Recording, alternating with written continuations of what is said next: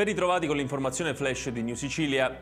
La Corte dei Conti ha sospeso il giudizio di parificazione del rendiconto della Regione Siciliana per il 2020. Sono state contestate numerose irregolarità nel conto economico, nel conto patrimoniale, oltre che il risultato di amministrazione. È stato deciso di sollevare la questione di legittimità costituzionale del ripiano del disavanzo di 2,2 miliardi che era stato diviso in 10 esercizi finanziari, ma i giudici ritengono che andasse fatto in soli 3 anni.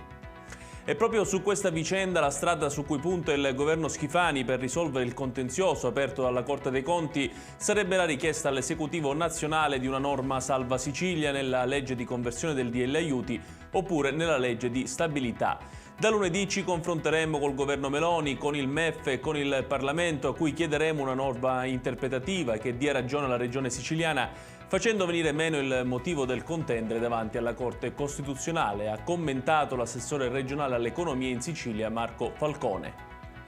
Adesso la cronaca a Gioiosa Marea nel Messinese, dove un uomo di 58 anni con precedenti di polizia è stato arrestato perché è ritenuto responsabile dei reati di maltrattamenti contro familiari o conviventi, resistenza a pubblico ufficiale e danneggiamento, tutti aggravati, oltre che di violenza sessuale. Al centro dell'accusa episodi di maltrattamenti fisici e psicologici che l'indagato stava attuando nei confronti della madre anziana e del compagno convivente della donna. Dalle indagini è stata documentata anche la violenza sessuale che l'indagato avrebbe commesso nei confronti di una donna.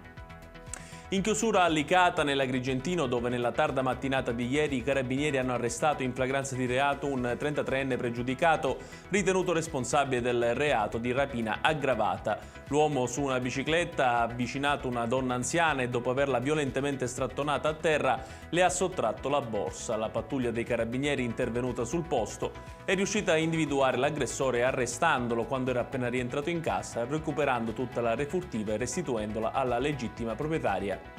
Ed è tutto per questa edizione, il prossimo appuntamento col TG Flash alle ore 20.